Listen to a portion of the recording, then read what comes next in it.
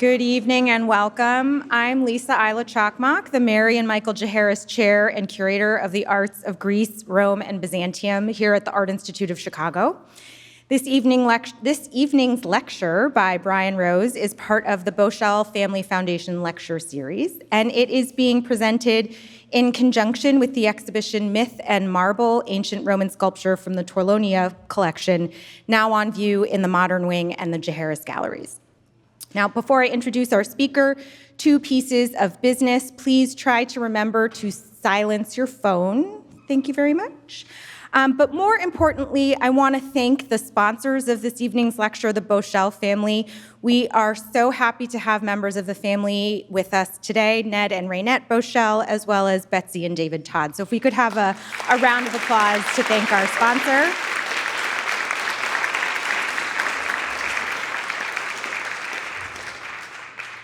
And now it is my great pleasure to introduce our distinguished guest speaker.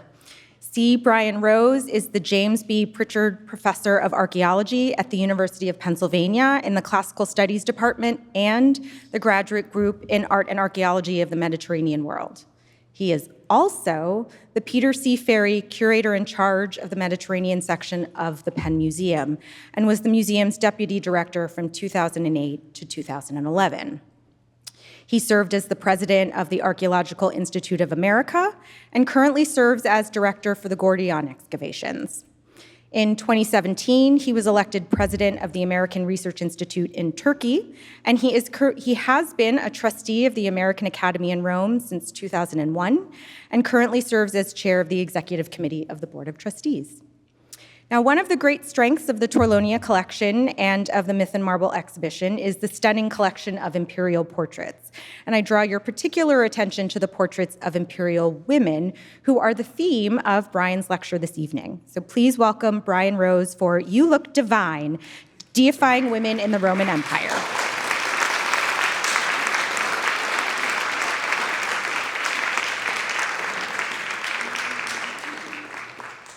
My thanks to Lisa Chakmak, to the Boschel family, to the staff of the Art Institute of Chicago for its wonderful hospitality, and of course all of you for coming this evening.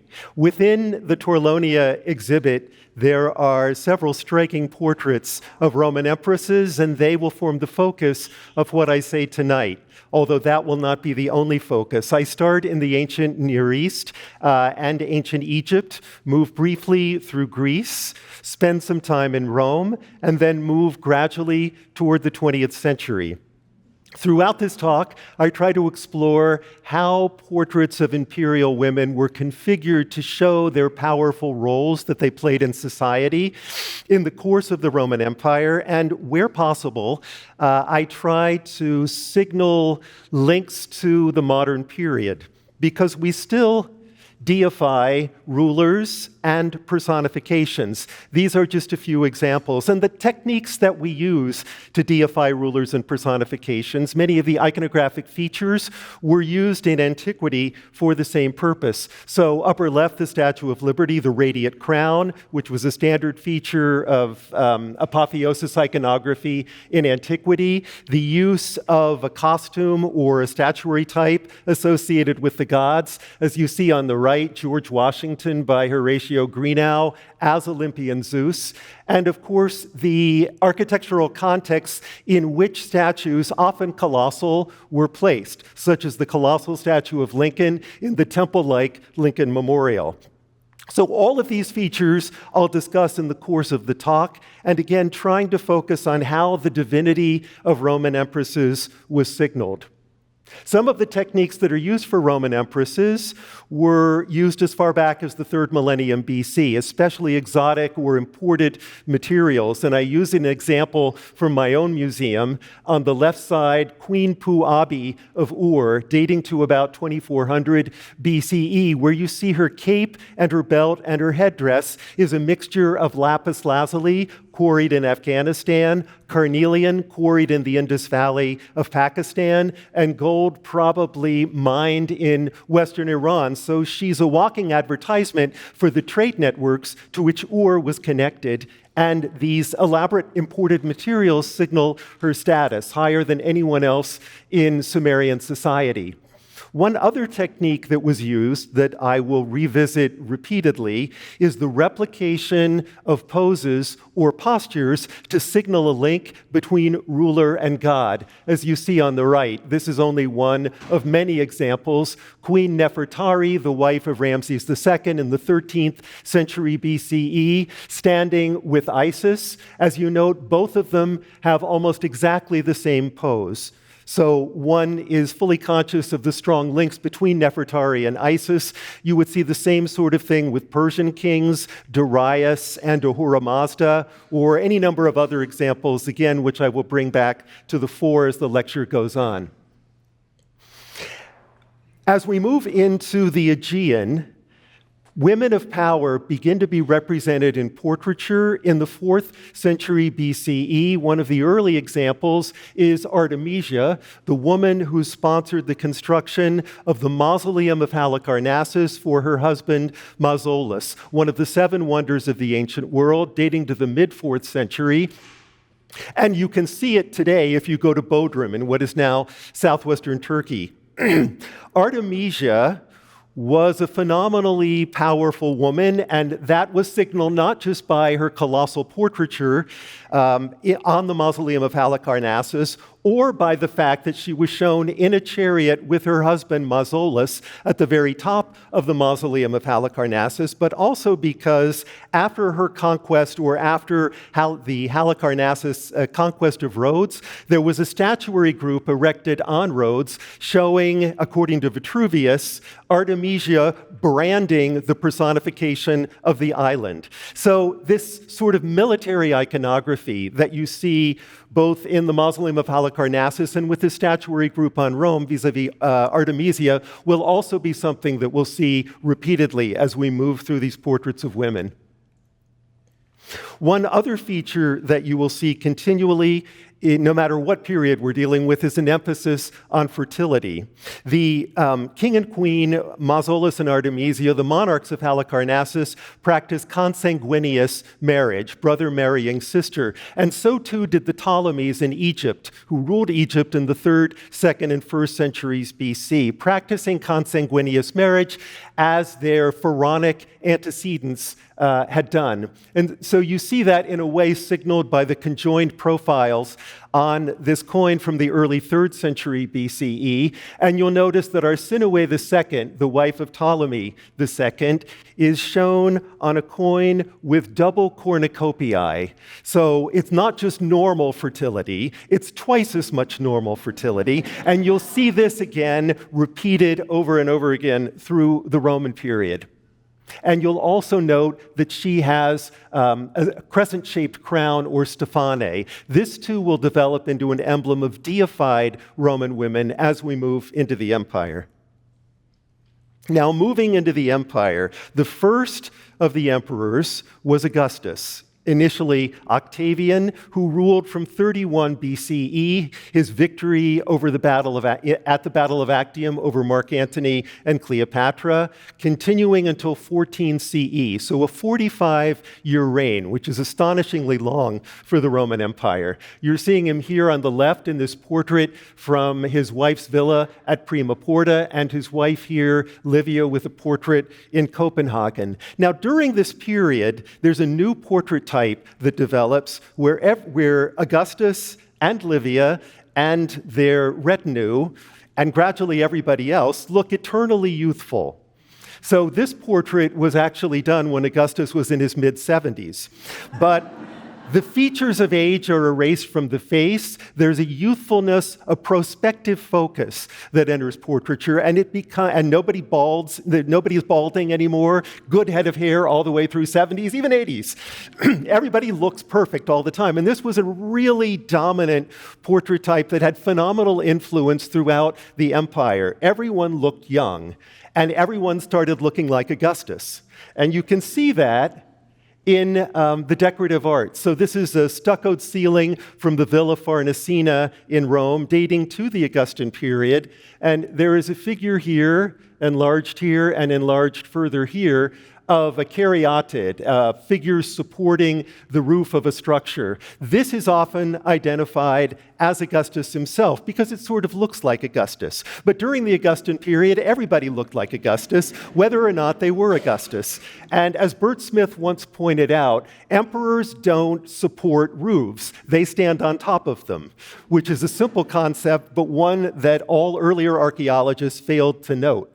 Why does this figure look so much like Augustus? Because again, the portrait type was so dominant that it spread throughout the empire. Now, we've seen this in our own time. I've seen it in my own time, and those of you who are my age have seen it in your time too. Half of you have not seen it in your time, but I'm going to show it to you. The closest we get in recent times, within my own life, is the period of John F. Kennedy as president. You see him here on the cover of Life magazine in 1963, shortly before he was assassinated, and then an advertisement from within Life magazine where they're selling trains. You'll note that everybody who's selling a train looks like John Kennedy. Are they John Kennedy? They are not. They're train sellers. But the portrait type was so dominant that everybody started looking like John Kennedy. And we can see this with Livia too. Livia had this pronounced curl of hair over her forehead called the nodus, which becomes tied to concepts of modesty and devotion, marital devotion to one's spouse. And it too is widespread, becomes widespread throughout the empire. So you see portraits of private women with the nodus as well. And from time to time in the history of portraiture, it has been difficult for scholars to determine whether or not they're dealing with a portrait of Livia or a private portrait, because again, the portrait type is so dominant. And you can see this as well with Jackie Kennedy, wife of John Kennedy, where she wore a pillbox hat and a pink suit. And soon, as you look at the advertisements, shortly after she comes on the public stage, everybody, whether on the cover of a magazine or, I don't think they're selling trains, but let's say selling perfume, they would wear the pillbox hat and the pink suit in doing it. It's that kind of dominant portrait type that just spreads everywhere. Now, with Livia, in the early images of Livia, Cleopatra is still around. She has taken up with Mark Antony. They're based in Egypt.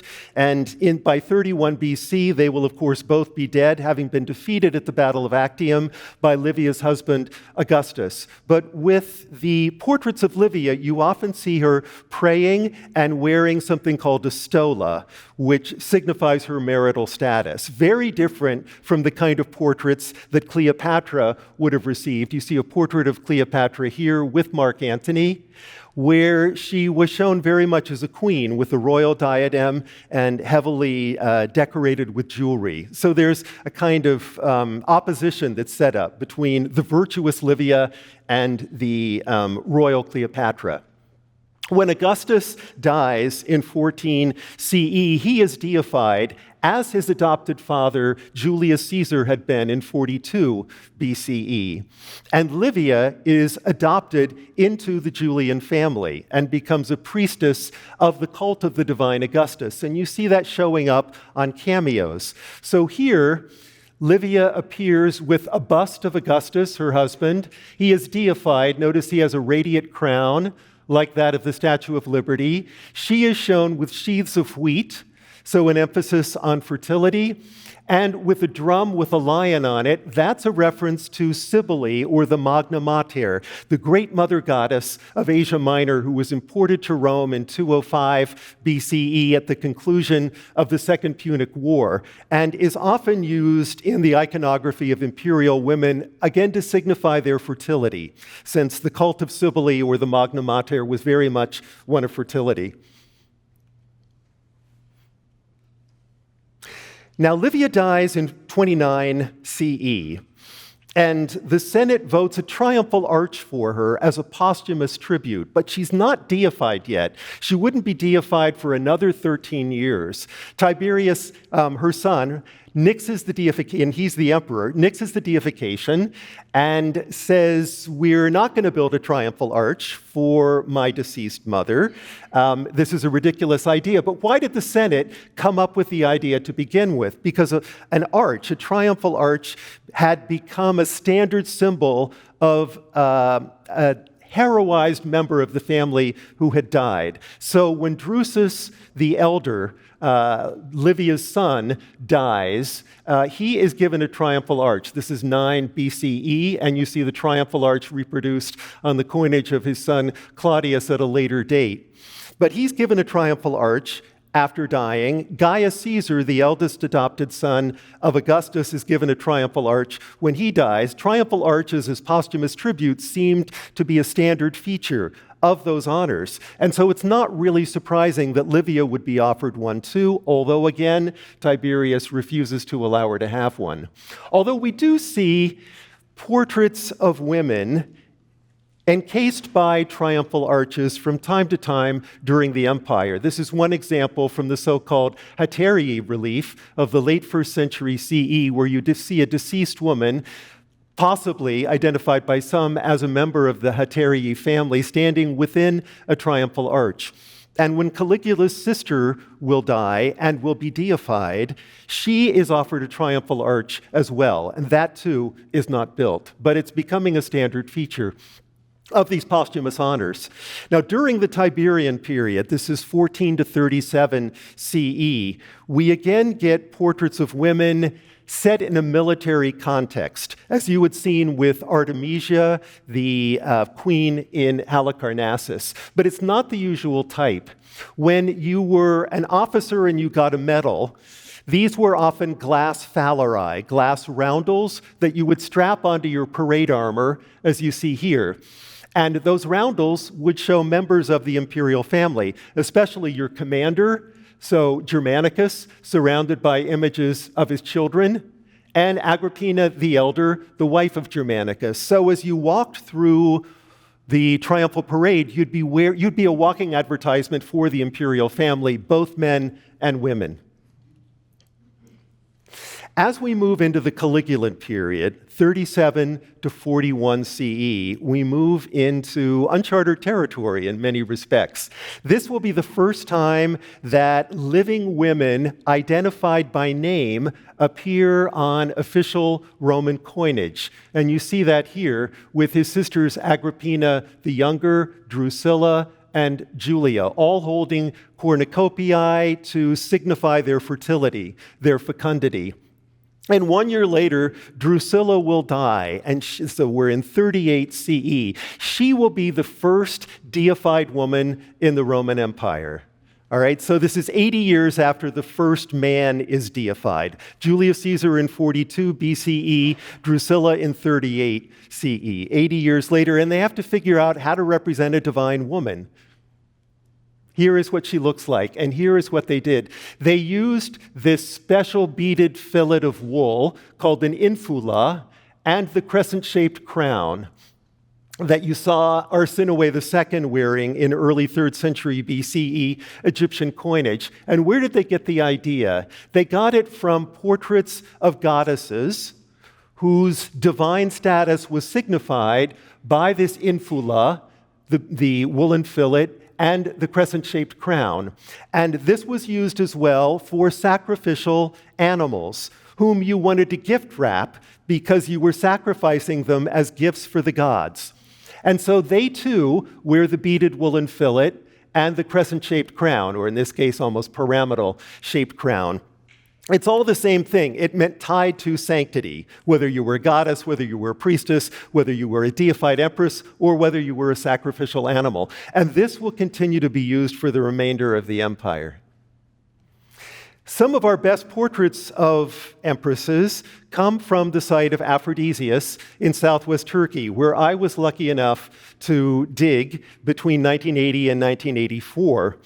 This is a site where the local fertility goddess was identified in the 1st century BCE as Venus Genetrix, matriarch of the Julian family, that's to say, the family of the early emperors. So that meant that Aphrodisias was the mother city of the Julian dynasty, of the Julian family, and was showered with gifts and money during that period and thereafter. I mean, it was a favorite city of the emperors, moving even into the 3rd century CE, as a wall of letters written to Aphrodisias from the emperors proves. And one of the most distinctive monuments at Aphrodisias was the so-called Sebasteion. The word for Augustus in Greek is Sebastos, and so a Sebasteion is a sanctuary for Augustus and his family. This was probably under construction from 20 to 65 CE, may have gone a few years later, may have started a little bit earlier, but for about 45 years. So you see its location in the city here. You see it after the anastylosis, or re-erection of the elements, of part of the south portico, and one of the reliefs that was discovered. And this gives you an idea of what it looked like. Here is a 3D rendering of it. So one would enter the complex into a long court with porticos on either side, with reliefs in the intercolumniations, about 200 reliefs altogether. And then you would go up to a temple dedicated to the early emperors, the early imperial family. So this was a wonderful place to excavate, although sometimes the more sculpture I found, the more workmen the director gave me. And so at one point, I had 40 workmen, and the statues or the reliefs were just flying out of the trenches. And every night we would have to pour wine on the ground as a thank you to the gods for having enabled us to find these statues that day. And then he would play Carmen Miranda singing The Lady in the Tutti Frutti Hat. So it was an unusual experience. You talk to archaeologists, they have the best stories. I've always told my friends in Hollywood, you're struggling to find a narrative. We are the narrative. We've lived through some of the strangest things you could ever imagine, and this was certainly one of them. But it was a great time because we were excavating hundreds of life-size marble reliefs of the Julio-Claudian family and the Olympian gods and the greatest heroes of Greece and Rome. They're building it over the course of 45 years, and so they have to keep track of current events. And so you have a number of scenes from the Claudian and Neronian periods. So Claudius from 41 to 54, and then Nero from 54 to 68. So the greatest hits of their reigns are going to be here. Claudius vanquishing the personification of Britain, who is presented as an Amazon, and then his two sons, Nero and Britannicus, with Nero holding the globe of the world and an aplustra, a stylized stern of a ship. So land and sea imagery, which is another feature to which we'll return. And you get the women. I'm showing you now two images or two reliefs of Agrippina the Younger, who was the mother of Nero, a wedding portrait and a sort of maternal portrait. Here, the wedding portrait, her husband Claudius, and Agrippina here at the left. This is probably done shortly after their wedding. She's holding sheaves of wheat, just as Livia had been doing in that cameo I showed you about 5 minutes ago. And nearby was a relief of the goddess Demeter, in Latin Ceres, source of our word cereal, the grain goddess, who is passing grain or wheat to Triptolemus. You have, there's something in the collection of the Art Institute of Chicago. You have a sort of silver version of a relief of Demeter and Triptolemus in the Greek and Roman galleries. So an agrarian goddess next to one of the emperors, who herself is holding agrarian symbols. And then she crowns her son Nero. So you see that the cornucopiae are getting longer and longer as the emphasis on the fertility of the empresses is getting stronger and stronger. This is perhaps the longest cornucopia in all of ancient art. She's given the same kind of costume that Venus Genetrix would have worn. Nero has taken off his helmet and is being crowned by his mother. This is unusual, to have an emperor crowned by his mother. I know of only one other example, which I'll show you in a few minutes. When you are representing the Julio-Claudian dynasty, or for that matter, any dynasty, and you're sucking up to the emperors, you want to make it clear that this is a dynasty that will have no geographical limits or temporal limits. So the easiest way to do that visually is to include personifications of time and space, which is exactly what they did at Aphrodisias. Personification of the day here, one can imagine the morning star and the evening star included as well. And then place personifications, here the ocean, personified as a man. So the different times of the day are personified as women. Physical features are generally personified as male, although not subjugated cities or regions, those are personified as women. With Julio-Claudian iconography, you often get stars used to signify that the person has died and has a kind of heroic character or a heroic status. This is a drawing of the so-called Ravenna relief in Ravenna in northeastern Italy, showing Germanicus. He has a star in relief on his head and then a hole in the head for the insertion of a bronze star, probably a gilded bronze star. So he's doubly starred, and you get stars around children of the emperors who died at a young age if they're male.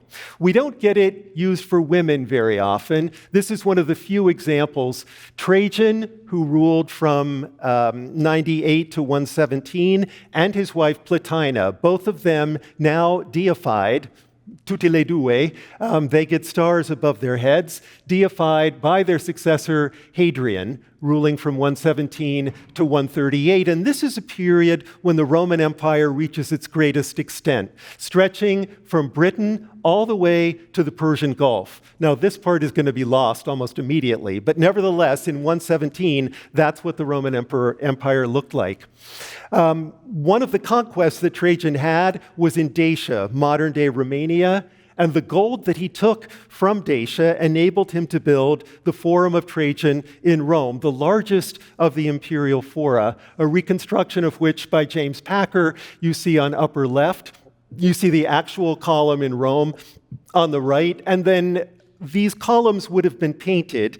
There's disagreement about exactly how much of the column, how many of the figures would have been painted, how brightly colored it would have been, but certainly the figures would have been picked out in paint, as was the case for the column of Marcus Aurelius. And in the base of that column, you have the ashes of both Trajan and Plotina. This was extraordinary, to have burial urns within the Pomerium, within the city lines of Rome. It wasn't unprecedented. During the Flavian period, between 69 and 96 CE, when Domitian, the last of the Flavian emperors, late 1st century CE, builds a temple of the Flavian dynasty. He has a mausoleum in the lower section, and this is within the Pomerium, within the city line. He puts the ashes of his family there. This is the next example. It would never happen again. So an extraordinary honor. And Plotina is a recipient of this honor because both she and Trajan are buried in the base. Once we get to the reign of Trajan's successor, Hadrian, we see deified women depicted in public monuments, which we haven't really seen before. And this is the best example. It's reused in a late antique building, but it's still intact. I mean, it's intact because much of this was restored in the 17th century. But there's enough still surviving of the original relief that we can tell what it's representing. The wife of Hadrian, Sabina, ascending into the heavens in 136 CE on the back of a figure whom many would identify as Eternitas, or eternity.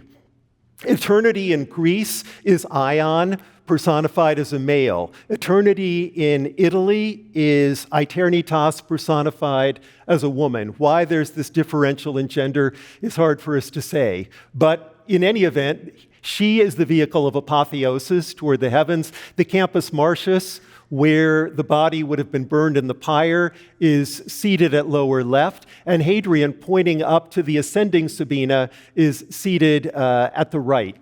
This is probably part of an arch that chronicled key events or key achievements in the life of Hadrian. And so you see him here preaching to the Roman people or giving a speech to the Roman people, probably highlighting his welfare program, which was justifiably famous, the program that he had inherited from his adoptive father, Trajan.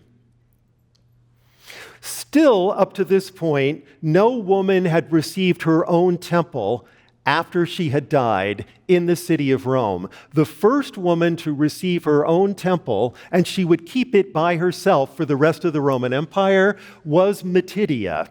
And there's a portrait that was once identified as Matidia in the Torlonia collection. You see her here on one of her coins. Here is the temple, just to the northeast of the Pantheon, and in an area that would become famous as a place of the pyres of the Antonine dynasty, the 2nd century emperors, and also the site of the column of Antoninus Pius, which I'll show you in a minute. So she's the first one to get her own temple. Livia has to share a temple with the divine Augustus, and later Faustina the Elder will have to share a temple with her husband Antoninus Pius, although she'll get it by herself for 20 years. And here is Faustina the Elder. This ties into one point I made at the beginning about colossal images. You often see, especially in the 2nd century CE, colossal images of the emperors and of the empresses, especially in Greece, Asia Minor, and North Africa. This would extend into the early 3rd century, but really not much after that. Here you see a colorized version of Faustina. This is from Sardis, by the way, in west central Turkey, an excavation of Harvard and Cornell. Colorized images are becoming increasingly common on the internet. Some of these are based on nothing, but as you will have gathered from, are based on a hope and a prayer. But we do have a technique called X-ray fluorescence, and if we use that on a marble portrait, even if there's no color visible to the naked eye, it will determine the colors that were originally there. And so that has completely transformed our sense of the color of ancient sculpture, all of which was painted, something we tend to forget because so much of that paint has either fallen off or has been scraped off in the 18th, 19th, or 20th century. Here is Faustina's temple, Faustina the Elder. Now, initially, she gets it by herself after she dies at the beginning of the reign of her husband, Antoninus Pius. It's built right in the center of the Forum, directly across from the residence of the Vestal Virgins and the temple of Vesta herself, so associated with the home and with maternal qualities. Even though the Vestal Virgins and Vesta herself followed a life of chastity, they're nevertheless associated with wives and with fertility. So this is hardly an accidental placement. You see the inscription here, to the divine Faustina, and they put this on the architrave rather than the frieze where you might normally expect to find it, because I think they knew that eventually Faustina's husband, Antoninus Pius, was going to die, and his cult would be headquartered in this temple. And so by doing this, then once he does die, they can just write, to the divine Antoninus and then they've already done the rest 20 years earlier. You notice also that it's been given these snazzy Cipollino columns, these what used to be a very bright green. It's lessened in color and intensity over time, but this would have been an eye-catching heart of the Forum immediately upon being completed. Now, what did they do? I mentioned the pyre before, the pyres that are located in the Campus Martius near the column of Antoninus Pius. What happened when these pyres were set on fire? Fortunately, we have the pyres represented on coinage. So you see one of them here. They look sort of like wedding cakes. This is a coin honoring the divine Antoninus Pius. And so there have been reconstructions of them that have been made. And on some of the coins, you see this feature at the top of the pyre. It's a cage, and in the cage would be eagles. And they would set this structure on fire, which would contain the body of the decedent, the emperor or empress. And as the fire moved higher and higher, the eagle would have a choice. The eagle could either stay in place and burn to a crisp, or fly to the heavens, always the eagles flew to the heavens. So they were symbolic of the rising soul of the emperor and empress. And we see that on the column base of Antoninus Pius, which is dedicated by Antoninus's successor, Marcus Aurelius, who would reign from 161 to 180. You can see the dedication to the divine Antoninus Pius, built by Marcus Aurelius and his co-emperor Lucius Verus. The column appears on coinage with the divine Antoninus standing above it, and two equestrian and infantry parades on either side. But this is the key relief. The only example we have of emperor and his empress ascending into the heavens simultaneously. So Antoninus Pius and Faustina the Elder here, both of whom have scepters, and you see what's on either side. The eagles from the pyre who have chosen to ascend into the heavens, just like Antoninus Pius and the elder Faustina, and they're going up into the heavens on this unusual winged figure. This is in the Vatican, that's why there's a fig leaf here. And you see that the figure is holding a globe encircled by a snake with signs of the zodiac around it. Those signs are Pisces, Aries, and Taurus, the signs of spring. So that is probably tied to the iconography of the apotheosis. Who this figure is a question mark. There's no other figure in ancient art who looks like this. Aeternitas is female in Roman iconography. So appending the label of Aeternitas to it would be difficult to do, but it certainly is the vehicle of apotheosis, and the notion is that it's associated with fertility. You can see that it's happening in the Campus Martius. Here's the personification of the Campus Martius holding the obelisk that you can still see if you go to Piazza del Parlamento or Piazza di Montecitorio. It was the gnomon, or the pointer, of Augustus's sun clock in the center of the Campus Martius. So no one would have missed the significance of this. And then waving goodbye to the couple is Roma herself. You can see she has a shield with a Lupercal, the wolf and Romulus and Remus decorating the shield. And her hand nearly touches the hand of the eternity figure holding the globe, the snake, and the signs of the zodiac. Faustina the Younger, wife of Marcus Aurelius, predeceases him, and she is deified too. You see in upper right, she's going up to the heavens on an eagle. You tend to either ride a personification or an eagle, or on rare occasion, you can ride a chariot, but you need some vehicle of apotheosis to get to the heavens. So that's what you have here, Faustina ascending on an eagle. You would expect that she would get either her own temple or included in the temple to the divine Marcus Aurelius, and maybe she did, but nobody mentions it. She was famous for having produced 14 children during their 30-year marriage, not all of whom made it to adulthood.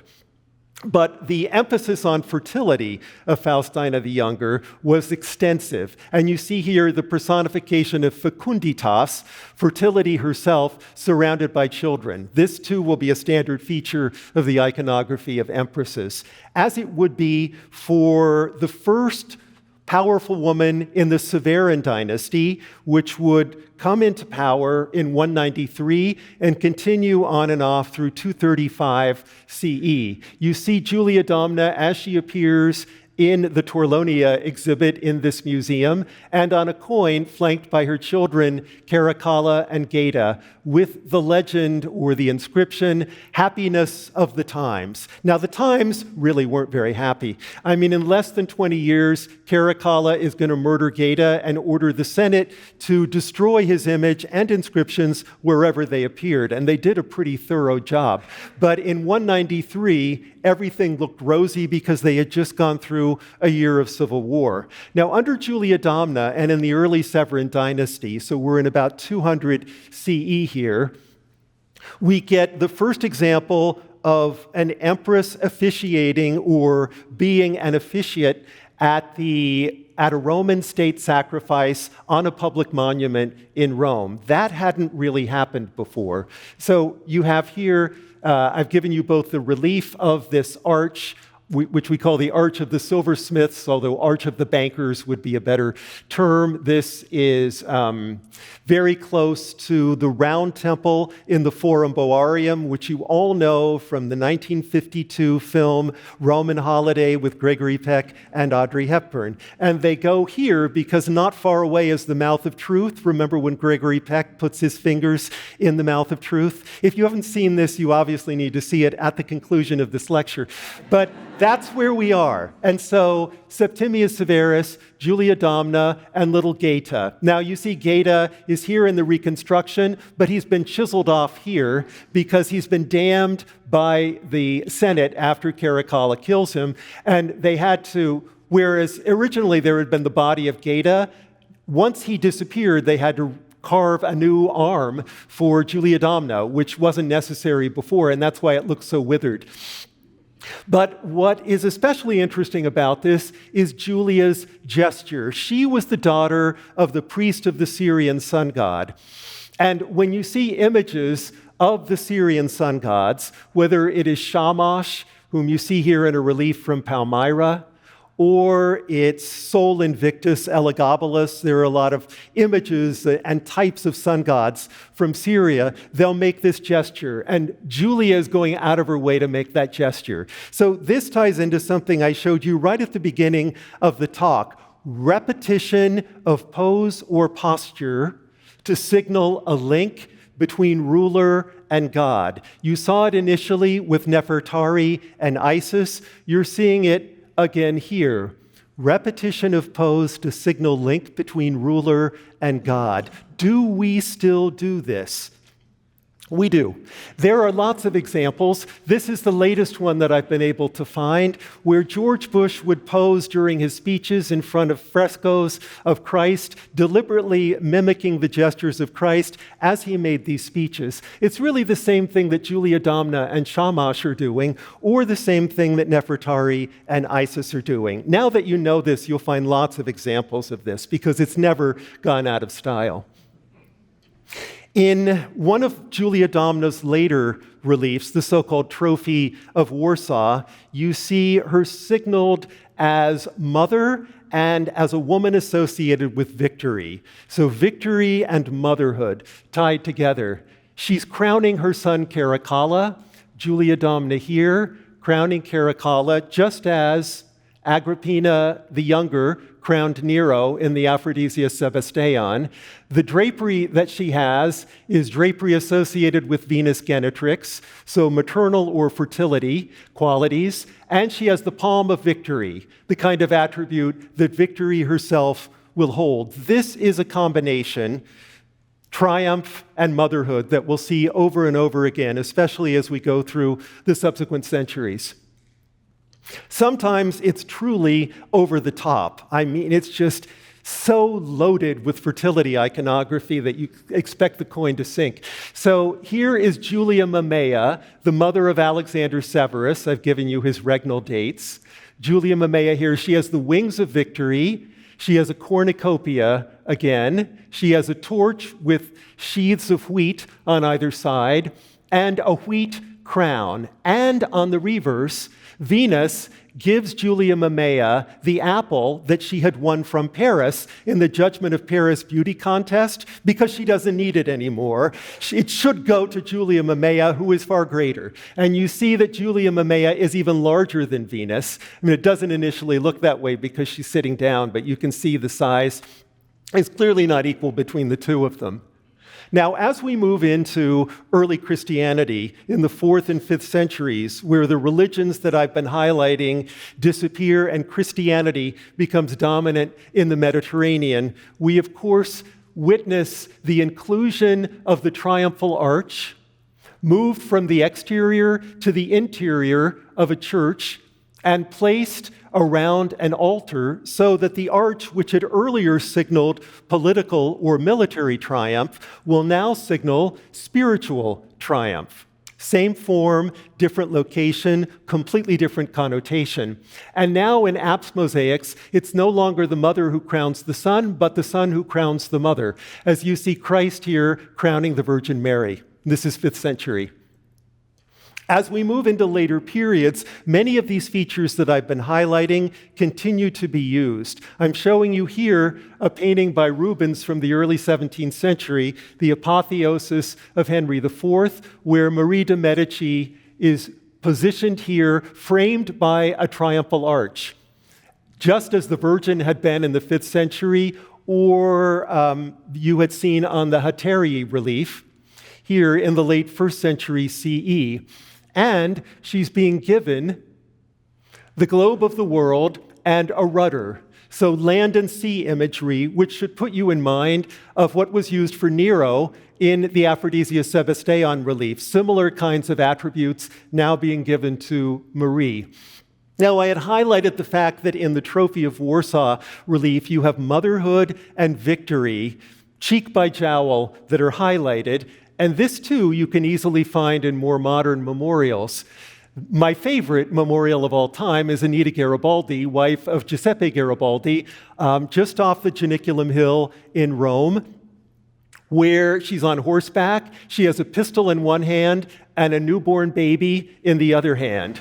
Motherhood and victory, just as you saw in the Trophy of Warsaw relief. And you can find that in the Queen Victoria Memorial in London. Here is Queen Victoria. You have the personification of motherhood and victory on the top. So they're striking the same chords.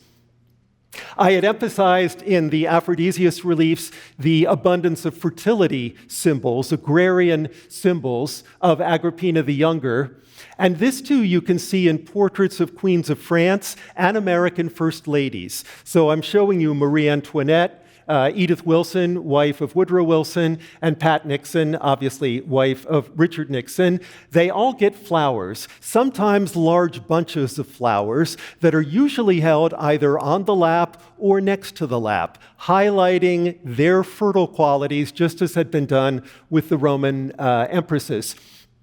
And many of those empresses owed their position in society, their prominence in society, to the achievements of their husbands. And this, too, you find with first ladies and with relatives of the American presidents. This is one of many examples. Angelica Van Buren with her husband, with a portrait of her father-in-law, Martin Van Buren. So this is 1840, which should put you in mind of Livia holding the bust of Augustus.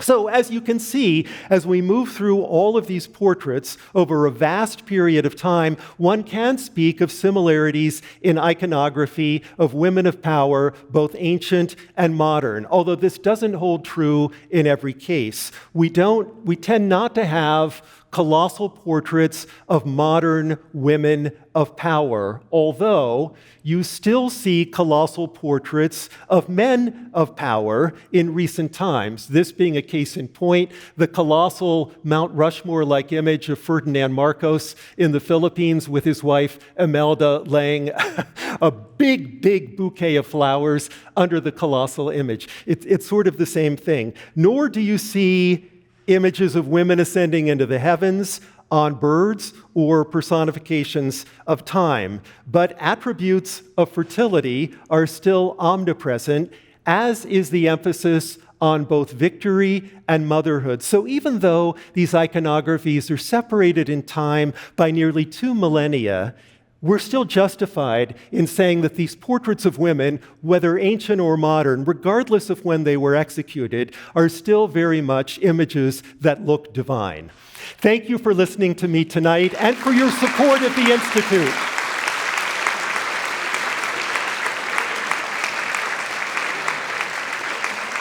Thank you.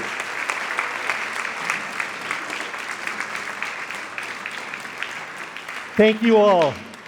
We have some time for questions, and I've been asked to remind you that you'll need to wait until a microphone appears next to you so that everyone can hear your question. There will be microphones at left and right, and so all you need to do is raise your hand if you want to ask me a question about the 5,000 years of history I've just covered, and someone with a microphone will find you. We might want to bring the lights up so that it's easier to see those with raised hands. But we don't have. Okay, there is a question in the front, several questions in the front.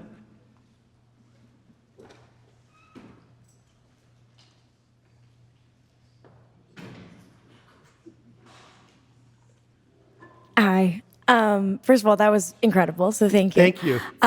Question for the triumphal arches. When I forget the names of everyone that you said, but the first guy that said his mom couldn't have one. Tiberius. Tiberius, thank Tiberius. you. That's exactly what I was about to say. Was it They just... weren't getting along so well in the 20s. Okay, so was it like just because they weren't getting along, or was it because she was a woman? That Well, we only have the historians' statements. The sense that one gets from reading the passage is that it was not appropriate for a woman. Now, I would have expected Drusilla to get one because she, Suetonius says, or maybe it's Cassius Dio, I can't remember which one, that she got absolutely everything once she was deified that Livia had been voted when she wasn't deified yet, but when she died, the Senate meets, they form the list of potential posthumous honors, the arch is there. Drusilla gets the same thing. Now maybe Caligula said, well, that would be just fine. Let's build an arch to Drusilla.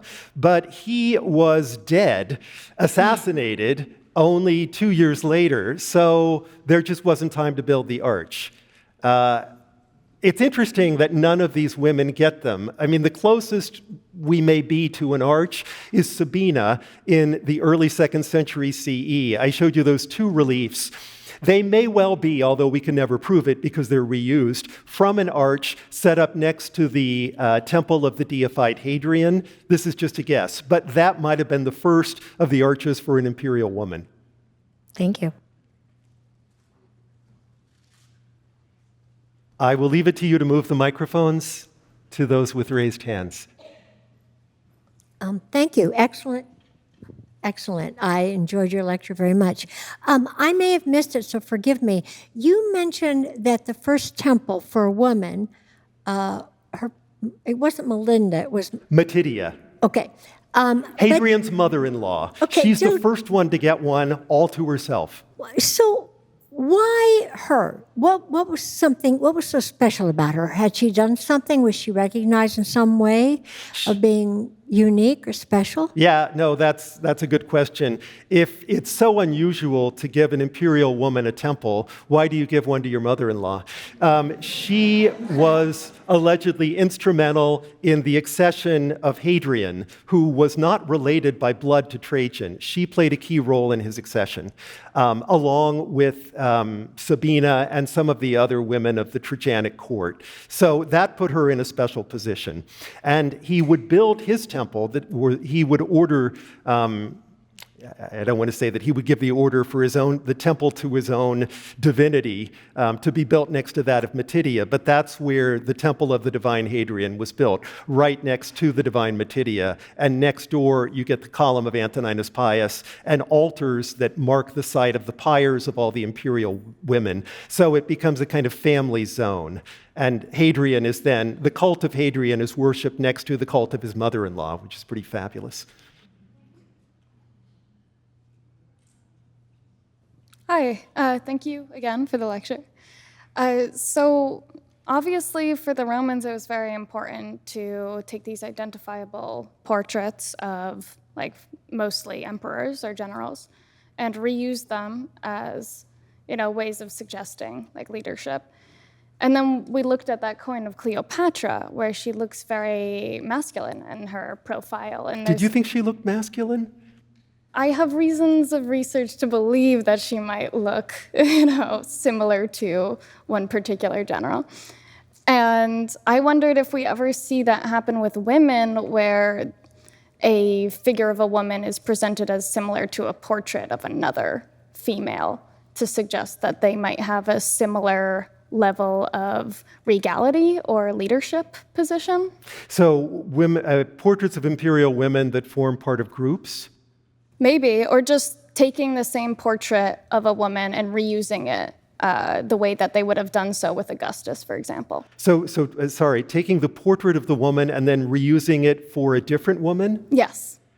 That's far less common. I won't say it never happens, but it's very rare. It's much more common for portraits of emperors to be reused as portraits of other emperors. Now, one of the reasons for that is that the emperors are more frequently damned than the women. And so you've got a lot more damned emperors with portraits, and why waste good marble, which can be reconfigured as a successor's portrait or another emperor's portrait. You can count, for the 1st and 2nd centuries, you can count on one hand the number of women who are damned. The only two in the 1st century are Livia, tell me if this is, we're in a footnote here. To Arcane, the wife of Drusus the Younger, son of Tiberius, she was accused of poisoning him, and Messalina, the wife of Claudius, who allegedly tried to stage a palace coup against him or round up people for a mutiny against his rule. They were damned, and we don't actually know what portraits of Livia looked like, so it's hard to track those. Messalina, I like to think, were on firmer ground, and surely those portraits would have been reused for a subsequent person. I think that's likely. There's no way that we can prove it. Yeah, sure. We have a question in the very middle here.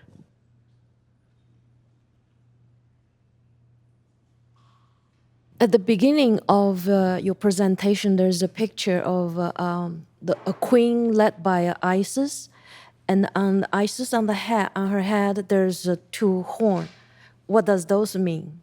This was the standard Isis hat. They all had different headgear that were part of their iconography. The most significant of the headgear was that worn by the pharaoh, who would have crowns associated with Upper and Lower Egypt, signifying the unification of those 2 regions. I don't know that there's any special significance, maybe someone here does, to the hat that Isis wears, but she's always shown wearing that very high headdress. The reason I ask is there's a little statue here, 5,000 years old, bronze, with a head like a horn curved up.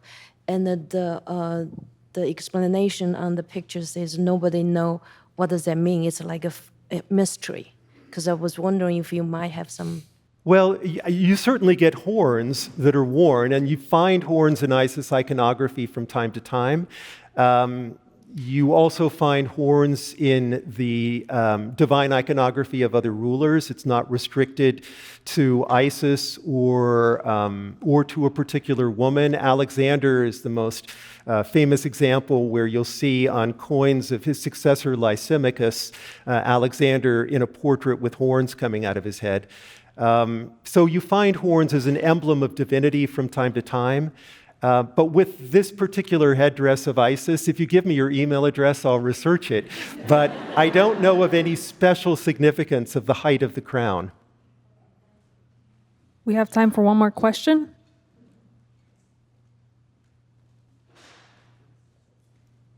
We'll do it right in the middle here. You showed us one sculpture with some colorization. I think you indicated a kind of an artificial or a projected colorization of that sculpture. I'm wondering if we have any understanding of whether color was used consistently across time in the way that the iconography and gestures that you displayed was used consistently. That's an excellent question. I think it's premature, because we've only really started using X-ray fluorescence, which is the technique that will give you the answer to that question, extensively. So many museums have not done X-ray fluorescence on their collections. That is starting now, and I think over time we'll find that there's a significance, an iconography to the color that we hadn't perceived before, and we'll begin to see patterns that currently are not apparent to us. Okay, we have time. We have time to take one more question. Did somebody over here have a question?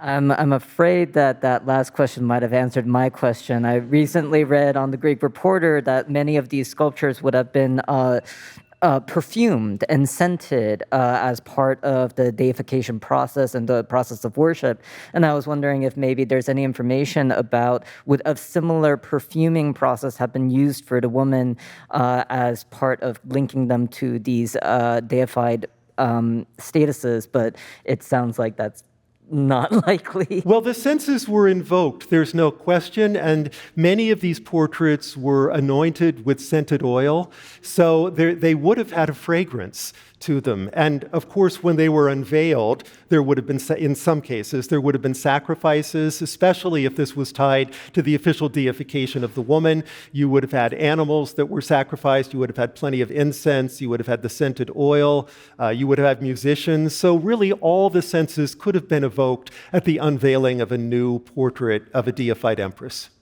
So it's an excellent question, not one that repeats the former one. Thanks.